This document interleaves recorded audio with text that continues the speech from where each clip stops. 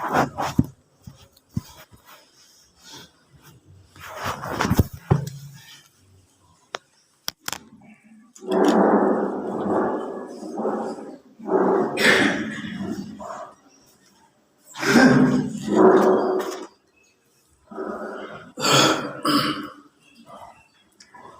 علیکم ورحمۃ اللہ وبرکاتہ۔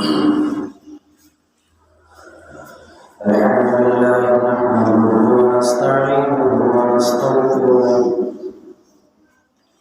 ونعوذ بالله من شرور أنفسنا ومن سيئات أعمالنا،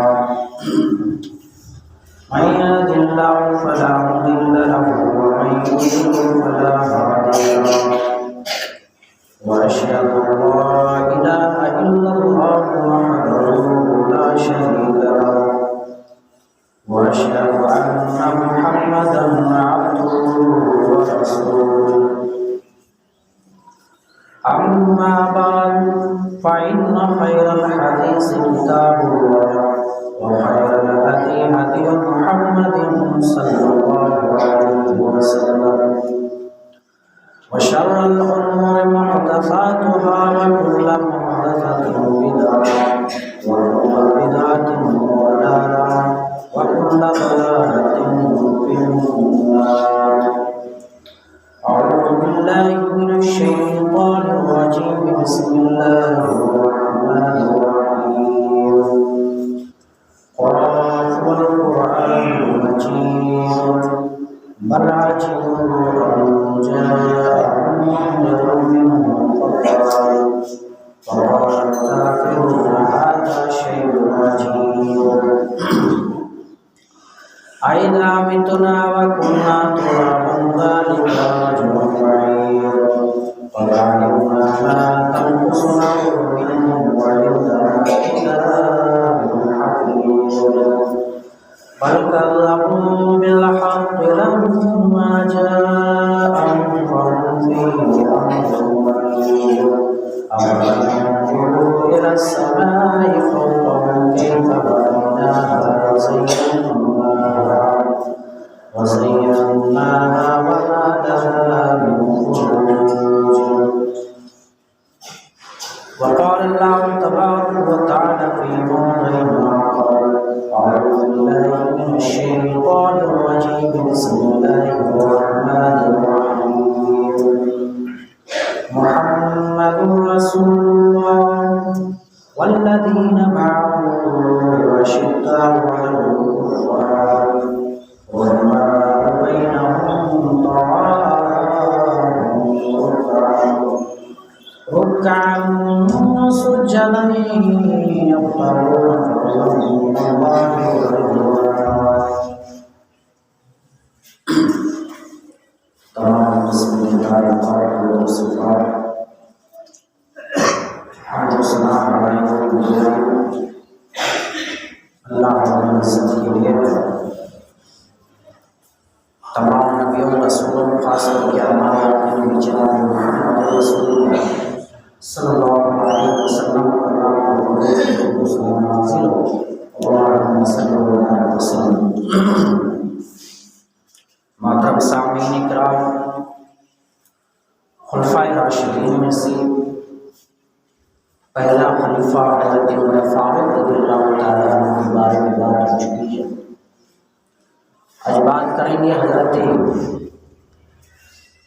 عمر فاروق رضی اللہ تعالیٰ عنہ کے بارے میں۔ جب اللہ کے رسول صلی اللہ علیہ وسلم نے لوگوں کو دین حق کی طرف بلانا شروع کیا، دعوت و تبلیغ دی، اس وقت بہت کم مسلمان ہو چکے تھے۔ ان کی تعداد قریب 30/9 تھی، یعنی 40 کی تعداد پر کچھ اس طرح کے مسلمان ہو چکے تھے۔ اس وقت حضرت عمر فاروق رضی اللہ تعالیٰ عنہ مسلمان نہیں ہوئے تھے۔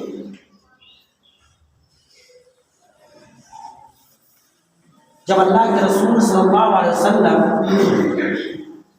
اور دیگر صحابہ اکرام نے دعوت و تبلیغ کا کام شروع کیا تو وہ چھپ چھپ کر دعوت و تبلیغ کا کام کرتے تھے.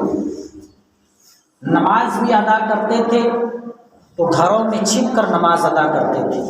جیسے میں نے پچھلے جمعہ کہا تھا کہ ابو بکر صدیق رضی اللہ تعالیٰ نماز اگر ادا کرتے تھے تو وہ گھروں کے اندر ادا کرتے تھے. کفار و مشرکین کے ڈر سے مسلمان جو ہو چکے تھے چند مسلمان اور اللہ کے رسول صلی اللہ علیہ وسلم چھپ کر چوری چھپے رات کی اندھیری میں عبادت کیا کرتے تھے. اللہ کے رسول صلی اللہ علیہ وسلم نے کہا، دعا کی. کیا دعا کی؟ السلسلۃ الصحیحہ حدیث نمبر 3225 اور مسند احمد 3696 کی حدیث ہے. عن عائشہ رضی اللہ تعالی عنہ قالت قال رسول اللہ صلی اللہ علیہ وسلم اللهم اعز الاسلام باحب هذين الرجلين اليك بابي جهل وبعمر بن الخطاب رضی اللہ تعالی عنہ. حضرت عائشہ رضی اللہ تعالیٰ عنہ فرماتی ہیں کہ رسول اکرم صلی اللہ علیہ وسلم نے دیکھا کہ صحابہ کرام رضی اللہ تعالیٰ عنہ چوری چھپے نماز ادا کر رہے ہیں، لوگوں کو دین حق کی طرف بلا رہے ہیں، وہ بھی ڈر کے مارے. تو اللہ کے رسول صلی اللہ علیہ وسلم نے یہ دعا کی کہ پروردگار عالم آج ہم بے بس ہیں، اسلام آج بے بس ہے، پروردگار عالم اس اسلام کو عزت بخش. اور کس کے ذریعے؟ ایک تو ابو جہل کے ذریعے یا حضرت عمر فاروق رضی اللہ تعالیٰ عنہ کے ذریعے. اللہ کے رسول صلی اللہ علیہ وسلم یہ دعا کر رہے ہیں، پروردگار عالم اسلام کو عزت بخش. اسلام کے اندر طاقت پیدا کرنے کے لیے حضرت عمر فاروق رضی اللہ تعالیٰ عنہ کو اسلام قبول کرنے کی توفیق دے، یا ابو جہل کو. اللہ کے رسول صلی اللہ علیہ وسلم نے دعا کی تو اللہ تبارک و تعالیٰ کو حضرت عمر فاروق رضی اللہ تعالیٰ عنہ نے سمجھ لیا. ایک دن کعبہ کے باہر اللہ کے رسول صلی اللہ علیہ وسلم چپکے سے نماز ادا کر رہے ہیں، وہ بھی رات کی تاریکی میں، ڈر کی وجہ سے کہ کہیں کفار و مشرکین مجھ پر حملہ نہ کر دیں. حضرت عمر فاروق رضی اللہ تعالیٰ چپکے سے سن رہے ہیں کہ اللہ کے رسول کون سی چیز پڑھ رہے ہیں، آج میں سن رہا ہوں. حضرت عمر فاروق رضی اللہ تعالیٰ کعبہ کے پیچھے چھپ کر یہ سن رہے ہیں اور یہ من میں کہہ رہے ہیں کہ یہ جو تلاوت کر رہے ہیں، یہ جو پڑھ رہے ہیں، یہ کسی شاعر کا قول ہے. اتنے میں اللہ کے رسول صلی اللہ علیہ وسلم نے سورہ حاقہ سورہ نمبر 69 آیت نمبر 40، 41 اور 42 کی تلاوت کی. فرمایا انہ لقول رسول کریم، یہ تو رسول اکرم صلی اللہ علیہ وسلم کا قول ہے. پھر حضرت عمر فاروق رضی اللہ تعالیٰ عنہ فرما رہے ہیں کہ میرے دل میں خیال آیا کہ یہ کسی رسول کا قول نہیں ہے، یہ تو کسی شاعر کا قول ہوگا. حضرت عمر فاروق کہہ رہے ہیں کہ میں اپنے دل میں یہ سوچ رہا ہوں کہ یہ کسی شاعر کا قول ہوگا. اتنی فصاحت اور بلاغت. حضرت عمر فاروق کہہ رہے ہیں میں اتنا سوچ ہی رہا تھا کہ اللہ کے رسول صلی اللہ علیہ وسلم نے یہ آیت تلاوت کی، وَمَا هُوَ بِقَوْلِ شَاعِرٍ، ارے کسی شاعر کا بھی قول نہیں ہے. قَلِيلًا مَا تُؤْمِنُونَ، تم بہت ہی کم ایمان لاتے ہو. حضرت عمر فاروق کہہ رہے ہیں کہ میں تعجب کرنے لگا کہ جو میں نے سوچ رہا تھا وہی اللہ کے رسول صلی اللہ علیہ وسلم تلاوت کر رہے ہیں، وہی تلاوت کر رہے ہیں جو میں سوچ رہا تھا. اس کے بعد حضرت عمر فاروق کہہ رہے ہیں کہ میں نے کہا یہ کسی شاعر کا بھی قول نہیں ہے، بلکہ کفار و مشرکین مکہ اور مدینہ کے جو لوگ کہہ رہے ہیں کہ یہ کوئی کائن ہے جو لوگوں کے اندر کی بات کو جانتا ہے، اور میں یہ سوچ رہا تھا کہ یہ کوئی کائن ہوگا، یہ کسی کائن کی بات ہو سکتی ہے۔ میں اپنے اندر یہ سوچ رہا تھا کہ اللہ کے رسول صلی اللہ علیہ وسلم نے یہ آیت تلاوت کی، وَلَا بِقَوْلِ كَائِنٍ، ارے یہ کسی کائن کا بھی قول نہیں ہے، قَلِيلًا مَا تَذَكَّرُونَ، افسوس ہے تم پر کہ تم بہت ہی کم نصیحت حاصل کرتے ہو۔ اس وقت جس طرح بنجر جب زمین ہوتی ہے اس میں تھوڑی سی بوند اگر پڑ جائے تو ہلکا سا اس پر کچھ گھاس پھوس آنے کی چانس ہوتی ہے، اسی طرح حضرت عمر فاروق کہہ رہے ہیں کہ جب اللہ کے رسول نے یہ تینوں آیت تلاوت کی تو ہلکی سی بوند ان کے دل کے اندر ان کو محسوس ہونے لگا کہ کہیں نہ کہیں یہ دین سچا ہو۔ پھر بھی وہ دشمنان اسلام ہے، ابھی بھی وہ صحابہ کرام صلی اللہ کے رسول صلی اللہ علیہ وسلم سے اور اسلام سے نفرت کر رہے ہیں۔ ایک دن جا رہے ہیں اور رحیق المختوم کا واقعہ مولانا صفی الرحمن مبارک پوری نے بہت ہی ڈیٹیل اور بہت ہی توضیح کے ساتھ انہوں نے بیان کیا ہے۔ فرما رہے ہیں کہ حضرت عمر فاروق رضی اللہ تعالیٰ عنہ راستے میں جا رہے ہیں، کسی نے روک کر کہا عمر کہاں جا رہے ہیں؟ کہا آج محمد صلی اللہ علیہ وسلم کی گردن کو قلم کرنے جا رہا ہوں، آج ان کے گردن کو میں اڑا دوں گا، جس کی وجہ سے آج مکہ کے لوگ ایک دوسرے سے نفرت کرنے لگے ہیں اور بے دین کرنے کے لیے کوشش کر رہے ہیں۔ آج محمد کی خیریت نہیں، ننگی تلوار لے کر جا رہے ہیں۔ اس شخص نے کہا عمر رکیے، کہا کیا ہوا؟ کہا پہلے اپنی بہن کا خبر لیجیے۔ کہا میرے بہن کو کیا ہوا؟ آج آپ کی بہن اور آپ کے بہنوں ہی نے اسلام قبول کر چکا ہے۔ اتنا سننا تھا حضرت عمر فاروق رضی اللہ تعالیٰ عنہ کو غصے سے آنکھیں لال ہو گئی، آنکھیں ایسا لگ رہا کہ پورے خون بالکل رنگ دیا گیا ہو حضرت عمر فاروق رضی اللہ تعالیٰ عنہ کی آنکھوں میں۔ وہ غصے سے ننگی تلوار لے کر اپنے بہن کی اور چل دیے، کہا آج زندہ نہیں چھوڑوں گا، ان دونوں کو اس دنیا سے اٹھا کر پھر محمد کے پاس جاؤں گا۔ حضرت عمر فاروق رضی اللہ تعالیٰ عنہ بہن کے دروازے کے پاس پہنچتے ہیں اور دروازہ کھٹکھٹاتے ہیں۔ ان کے بہن کو پتہ چل جاتا ہے کہ عمر فاروق رضی اللہ تعالیٰ کہا بہن، وہ سمجھ گئی کہ میرا بھائی آیا ہے، دروازہ کھولا۔ اس وقت خباب بن عارت رضی اللہ تعالیٰ عنہ دونوں میاں بیوی کو یعنی حضرت عمر فاروق کی بہن فاطمہ کو اور ان کے بہنیں سعید رضی اللہ تعالیٰ عنہ کو دونوں کو قرآن پڑھا رہے تھے۔ ان کے کانوں میں تھوڑی سی آواز گئی، حضرت عمر فاروق کی۔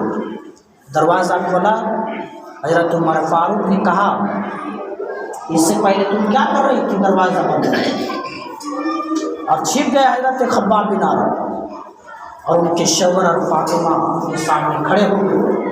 حضرت عمر فاروق کو دیکھ کر کھڑے ہو گئے، اب کیا ہوگا؟ اب ہم زندہ نہیں رہنے والے۔ حضرت عمر فاروق رضی اللہ تعالیٰ عنہ نے اپنی بہن سے کہا یہ بتاؤ کہ تم اس سے پہلے کیا کر رہی تھی، کیا پڑھ رہی تھی؟ کہا پڑھ نہیں رہی تھی بلکہ ہم لوگ آپس میں باتیں کر رہے تھے ڈر کے مارے۔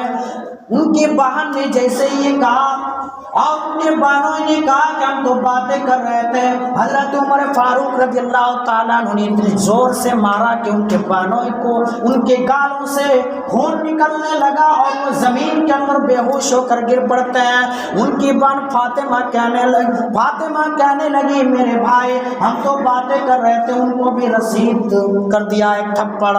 حضرت عمر فاروق رضی اللہ تعالیٰ عنہ جب ان کے بہن کے چہرے پر تھپڑ مارا، ان کی بہن بھی گر پڑتی ہے اور خون نکلنے لگتا ہے چہرے سے۔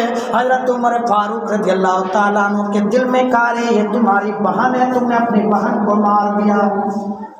حضرت فاطمہ اٹھتی ہیں حضرت عمر فاروق رضی اللہ تعالیٰ عنہ کے سامنے اور اپنے شوہر کو بھی کھڑا کرتی ہیں اور حضرت عمر فاروق رضی اللہ تعالیٰ عنہ سے کہتی ہیں آنکھوں سے ملا کر میرے بھائی سنو، آج میں گواہی دیتا ہوں کہ محمد رسول اللہ صلی اللہ علیہ وسلم کے علاوہ اللہ کے رسول ہیں اور اللہ تبارک و تعالیٰ کے علاوہ کوئی معبود برحق نہیں ہے۔ اتنا سننا تھا کہ حضرت عمر فاروق رضی اللہ تعالیٰ عنہ نے کہا بہن یہ تو مجھے بتاؤ کہ میں نے تمہیں اتنا زور سے تھپڑ مارا لیکن تم کس کے محبت میں اتنی پاگل ہو چکی ہو اور تمہارے اندر کون سا دین آ گیا ہے جو تمہیں میں اتنا تھپڑ زور سے مارنے کے باوجود بھی تم میرے سامنے کھڑی ہو کر مجھے جواب دے رہی ہو۔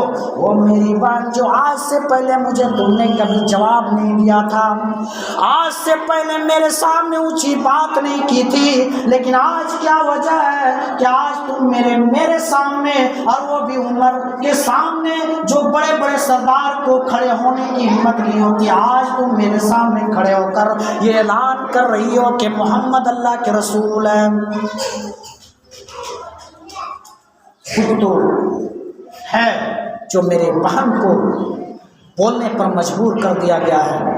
حضرت عمر فاروق رضی اللہ تعالیٰ دونوں کے چہرے کو صاف کرتے ہیں اور کہتے ہیں اچھا یہ بتاؤ کیا پڑھ رہی تھی اور وہ کیا چیز تھی؟ ان کا دل ٹھنڈا ہو جاتا، ان کا چہرہ دیکھ کر، اپنے بہن کا چہرہ دیکھ کر۔ کہا کہ قرآن پڑھ رہے تھے جو اللہ کے رسول صلی اللہ علیہ وسلم نے جو اللہ کے رسول صلی اللہ علیہ وسلم نے ہمیں دیا تھا وہی تلاوت کر رہے تھے۔ کہا ٹھیک ہے مجھے بھی پڑھاؤ۔ ان کی بات نے کہا میرے بھائی یہ اللہ تبارک و تعالیٰ کی طرف سے ایک پاکیزہ کتاب ہے، اگر تم اس کتاب کو چھو گے تمہیں پہلے پاک ہونا پڑے گا اور پاک ہو کر تب جا کر تم اس قرآن کو چھو سکتے ہو۔ آج ہم قرآن کو جان تان دیتے ہیں، نہ قرآن کی حفاظت کرتے ہیں، نہ اپنے گھروں میں قرآن کی حفاظت کرتے ہیں، گندگیاں لگی ہوئی ہیں، میل کچل لگا ہوا، مکڑی کا جالا لگا ہوا ہے، لیکن کسی کو توفیق نہیں ہوتی ہے کہ قرآن کو صاف کر کے تھوڑی سی ایک سی آیت میں تلاوت کر دوں۔ میرے بھائی اور عزیز ساتھیوں، اگر آپ شہروں کے اندر چلے جائیں تو جمعے کے دن شہروں کے اندر لوگ 11:30 بجے آ کر قرآن پڑھنے لگتے ہیں اور قرآن کی تلاوت کرنے لگتے ہیں۔ کوئی ایسا بھی بندہ ہوتا ہے کہ جب جمعہ کا دن ہوتا ہے تو جمعہ کا فجر نماز پڑھنے کے بعد وہ قرآن کی تلاوت کرنے لگتا ہے۔ یہ معمول ہے شہروں کے اندر، یہ ہمارے دیہاتوں کے اندر یہ معمول نہیں ہے کہ ہم 10 منٹ آدھا گھنٹہ پہلے آ کر قرآن کی تلاوت کریں۔ تو جب حضرت عمر فاروق رضی اللہ تعالیٰ عنہ وقت آتے ہیں اور قرآن کو چھوتے ہیں اور ان کی بہن ان کو کلمہ پڑھاتی ہیں، اس کے بعد حضرت عمر فاروق نے کہا بہن بتاؤ اب محمد صلی اللہ علیہ وسلم کہاں ہے؟ تلوار اوپر تھی، نیچے لے کر جا رہے ہیں۔ اس وقت اللہ کے رسول صلی اللہ علیہ وسلم دار ارقم کے اندر موجود تھے، حضرت ابوبکر اور بڑے بڑے صحابہ کرام اللہ کے رسول صلی اللہ علیہ وسلم کے ساتھ بیٹھے ہوئے ہیں۔ پہنچے حضرت عمر فاروق، دروازے کے اندر تھوڑا سا چھید تھا، کھٹکھٹایا حضرت عمر فاروق نے۔ حضرت ابوبکر رضی اللہ تعالیٰ اللہ کے رسول کو خبر دی، اللہ کے رسول حضرت عمر آئے ہیں۔ کہا ٹھیک ہے اس کو آنے دو، اگر وہ صحیح نیت سے آیا ہے تو ٹھیک ہے، ورنہ اس کو اسی کے تلوار سے اس کی گردن کو اڑا دیا جائے گا۔ دروازہ کھولا جاتا ہے، دروازہ کھولا جاتا ہے، حضرت عمر فاروق رضی اللہ تعالیٰ عنہ اللہ کے رسول صلی اللہ علیہ وسلم کے سامنے تلوار رکھ دیتے ہیں اور کہتے ہیں اللہ کے رسول صلی اللہ علیہ وسلم آج سے میں اسلام سے نفرت کر رہا تھا، دنیا کے اندر جتنے بھی چہرہ تھے سب سے زیادہ نفرت اگر کسی چہرے سے تھا تو وہ آپ کا چہرہ تھا۔ اے نبی کریم صلی اللہ علیہ وسلم آج میں آپ کے سامنے گواہی دے رہا ہوں کہ اشہد اللہ الہ الا اللہ و اشہد ان محمد رسول اللہ۔ اتنا سنا تھا کہ صحابہ کرام نے اتنی زور سے تکبیر دی، اتنی زور سے تکبیر دی کہ پورے مکہ کے اندر وہ گونج سنائی دی.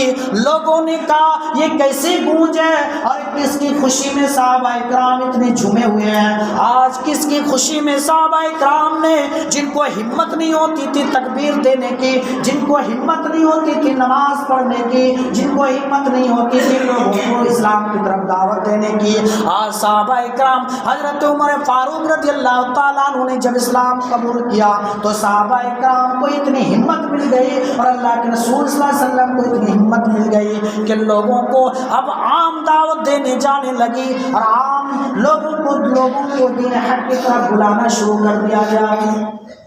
اتنی زور سے تکبیر دی کہ ابو جہل سے لے کر ابو لہب, عتبہ, شیبہ, جتنے بھی کفار مشرکین کے سردار تھے تمام لوگ حیرت اور تعجب پڑ گئے کہ یہ کیسی تکبیر ہے.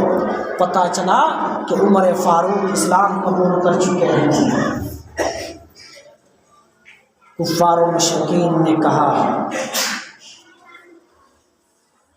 کہ جو بھی ہم لوگوں نے ظلم کیا تھا, زیادتی کی تھی, آج ان لوگوں نے ہمارا بدلہ لے لیا ہے. حضرت عمر فاروق کو مسلمان بنا.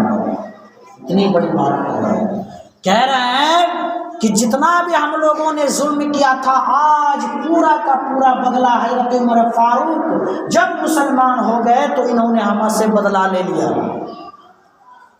جب اسلام قبول کر لیے حضرت عمر فاروق رضی اللہ تعالیٰ عنہ کی شان کی فضیلت کچھ الگ ہی ہے.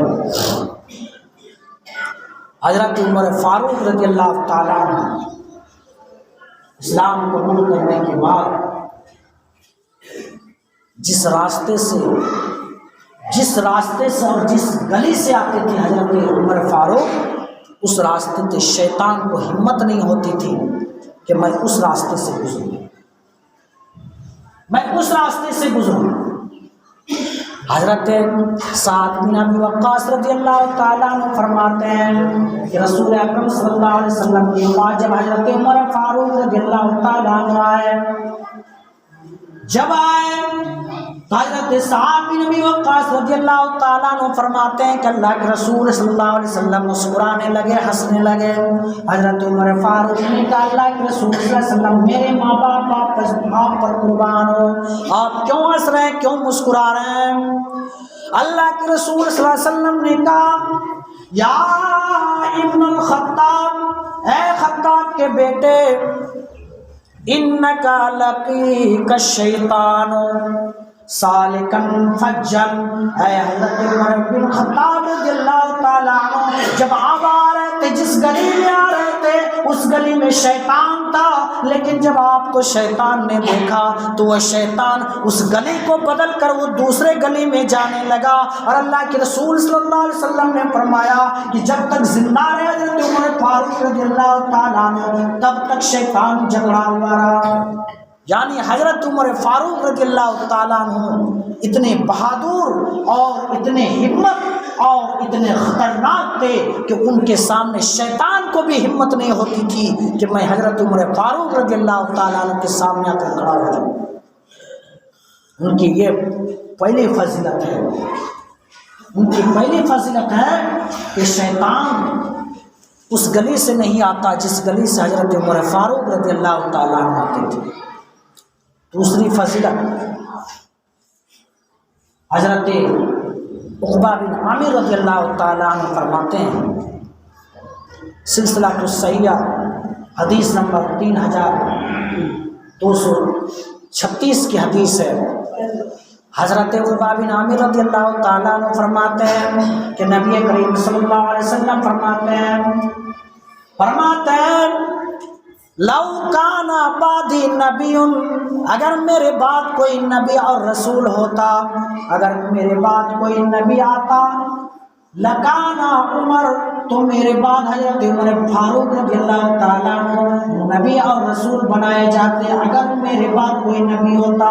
اتنی بڑی فضیلت ہے, اتنی بڑی فضیلت ہے کہ اگر میرے بعد اگر کسی کو نبی اور رسول بنایا جاتا تو حضرت عمر فاروق رضی اللہ تعالیٰ عنہ کو بنایا جاتا. اتنی بڑی فضیلت ہے حضرت عمر فاروق رضی اللہ تعالیٰ عنہ. دوسری فضیلت ہوئی۔ تیسری فضیلت، جب کچھ بھی وہ مشورہ دیتے، حضرت عبداللہ بن مسعود رضی اللہ تعالیٰ عنہ فرماتے ہیں کہ حضرت عمر فاروق رضی اللہ تعالیٰ عنہ 4 چیزوں کی وجہ سے خاص کر کے ان کو بہت بڑی فضیلت ہے۔ پہلی چیز کیا ہے کہ اللہ کے رسول صلی اللہ علیہ وسلم اور صحابہ کرام رضی اللہ تعالیٰ عنہ کھلے طور پر جو حضرت ابراہیم علیہ السلام کا مقام تھا جس پر کھڑے ہو کر خانہ کعبہ کی تعمیر کی تھی، اللہ کے رسول کی چاہت تھی کہ میں اس کو مصلی بناؤں۔ حضرت عمر بن خطاب رضی اللہ تعالیٰ عنہ اللہ کے رسول سے کہا، اللہ کے رسول صلی اللہ علیہ وسلم افلا تتخذون من مقام ابراہیم مصلی، اے اللہ کے رسول صلی اللہ علیہ وسلم کیوں نہ ہمیں ابراہیم کے مصلی کو ہم مصلی نہ بنائیں۔ اللہ کے رسول صلی اللہ علیہ وسلم نے کہا، اے عمر میری بھی چاہت ہے، میری بھی خواہش ہے کہ میں اس کو مصلی بناؤں، لیکن اللہ تبارک و تعالیٰ کی طرف سے ابھی نازل نہیں ہوئی ہے، اس لیے میں یہ مصلی نہیں بنا رہا ہوں۔ اس کے بعد چند ہی گھنٹے کے بعد اللہ تبارک و تعالیٰ نے آیت اتاری، سورہ بقرہ سورہ نمبر 2 آیت نمبر 125 کی آیت اتاری، فرمایا فاتخذوا من مقام ابراہیم مصلی۔ اے نبی کریم صلی اللہ علیہ وسلم، جو حضرت عمر نے کہا اللہ کے رسول صلی اللہ علیہ وسلم اسی کو مصلی بنا لیجئے، پہلی فضیلت۔ دوسری، حضرت عبداللہ بن مسعود رضی اللہ تعالیٰ عنہ فرماتے ہیں کہ دوسری فضیلت یہ ہے کہ جب اسیران جنگ بدر کے اندر 70 لوگوں کو قید کر کے لایا گیا، اللہ کے رسول صلی اللہ علیہ وسلم نے صحابہ کرام کو مشورہ طلب کیا کہ مشورہ دو ان لوگوں کے ساتھ کیا کیا جائے۔ ان لوگوں کو لائن بائی لائن کھڑا کر دیا گیا اور باندھ دیا گیا ہے۔ اللہ کے رسول سب سے مشورہ لے رہے ہیں۔ ابو بکر کو کہا آپ بتائیے کیا مشورہ ہے، ان کے ساتھ کیا کیا جائے۔ حضرت ابو بکر نے کہا اللہ کے رسول ان کو چھوڑ دیا جائے، ہمارے بھائی ہیں، کیا کیجیے ان کو چھوڑ دیں۔ حضرت عمر فاروق رضی اللہ تعالیٰ عنہ سے مشورہ لے رہے ہیں، آپ کیا کریں عمر ان کے بارے میں۔ حضرت عمر فاروق رضی اللہ تعالیٰ عنہ نے کہا اللہ کے رسول صلی اللہ علیہ وسلم ان لوگوں نے ہمیں بہت ستایا، دکھ دیا ہے، ان کے گلوں کو کاٹ دیا جائے اور ان کو دفنا دیا جائے۔ حضرت عمر فاروق رضی اللہ تعالیٰ عنہ کہہ رہے ہیں، لیکن اللہ کے رسول صلی اللہ علیہ وسلم نے حضرت ابو بکر صدیق کی بات کو مانی، صدیق کی بات کو مانی، کہا کہ چھوڑ دیا جائے ان لوگوں کو۔ جیسے ان کو چھوڑ دیا گیا، ان قیدیوں کو چھوڑنے کے بعد دوسرے سال جب جنگ احد ہوا، جنگ بدر کے بعد جب جنگ احد ہوا تو 70 صحابہ کرام کو، وہ بھی قراء حضرات تھے، وہ بھی عالم اور علماء کرام تھے، جب ان 70 صحابہ کرام کو مار دیا گیا، اللہ تبارک و تعالیٰ نے آیت اتاری اور کہا میرے محبوب آپ نے حضرت عمر کی بات کو نہ مان کر آپ نے بہت بڑی بھول کر دی ہے۔ اگر آپ حضرت عمر بن خطاب رضی اللہ تعالیٰ عنہ کی بات کو مانتے تو یہ 70 صحابہ کرام کی جان آج نہ جاتی، ان 70 لوگوں نے ان کی جان لے لی۔ تو یہاں بھی اللہ تبارک و تعالیٰ نے حضرت عمر فاروق رضی اللہ تعالیٰ عنہ کی بات کو مانی اور ان کی بات کو مانتے ہوئے اللہ تبارک و تعالیٰ نے آیت اتار دی۔ اسی طرح پردے کے بارے میں آیت پردہ کے بارے میں نازل ہوئی کہ جب اللہ کے رسول صلی اللہ علیہ وسلم اپنے بیویوں کے ساتھ بیٹھے رہتے، بہت سارے لوگ آتے جاتے تھے، تو حضرت عمر فاروق رضی اللہ تعالیٰ عنہ نے کہا کہ اللہ کے رسول صلی اللہ علیہ وسلم بہت سارے بدبخت اور بہت سارے نیک لوگ بھی آتے ہیں، اس لیے آپ اپنے بیویوں کو، اپنے بیٹیوں کو پردہ کا حکم دیجیے۔ اللہ کے رسول صلی اللہ علیہ وسلم نے کہا ان کے بارے میں ابھی کوئی آیت نہیں اتری ہے عمر، میں کیسے ان کو پردے کا حکم دے دوں۔